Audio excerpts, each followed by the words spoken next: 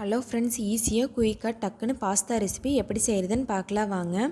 அதுக்கு 1.5 cup pasta எடுத்திருக்கேன். அது கூட 1 ஸ்பூன் கல்லுப்பு சேர்த்திக்கலாம். இது குக்கரில் ஒரு 4-5 விசில் விட்டு எடுத்துக்கலாம். இந்த மாதிரி பண்ணிங்கன்னா வேலையும் டக்குன்னு முடிஞ்சிடும், பாஸ்தாவும் சீக்கிரம் வெந்துடும். அதனால் ஒரு வடைச்சட்டியில் 4 ஸ்பூன் எண்ணெய் ஊற்றிட்டு ஒரு துண்டு இஞ்சி பொடியாக கட் பண்ணி உள்ளே சேர்த்திக்கலாம். 4-5 பல்லு பூண்டு பொடியாக கட் பண்ணி உள்ளே சேர்த்து இது லைட்டாக கலர் சேஞ்ச் ஆகிற அளவுக்கு வணக்கிக்கலாம். இப்போ நம்ம பாஸ்தா எடுத்தால் அதே கப்பில் அது ஃபுல்லாக பெரிய வெங்காயம் பொடியாக கட் பண்ணி சேர்த்துக்கலாம்.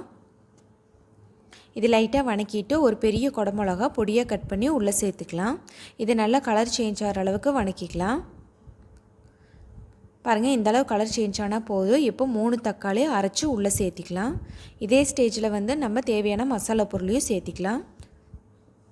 1 ஸ்பூன் மிளகாய்த்தூள், 1/2 ஸ்பூன் சீரகத்தூள், 1.5 ஸ்பூன் கரம் மசாலா. இதை போட்டு நம்ம லைட்டாக மிக்ஸ் பண்ணிக்கலாம்.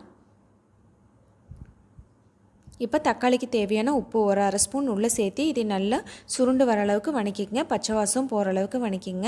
இப்போ நம்ம வேக வச்ச பாஸ்தாவோ உள்ளே சேர்த்து நம்ம நல்லா மிக்ஸ் பண்ணிக்கலாம். இதில் நான் மசாலா கம்மியாக சேர்த்துருக்கேன், அதனால் சூப்பராகவும் டேஸ்ட்டாகவும் இருக்கும். குட்டீஸுக்கு கொடுக்கலாம்.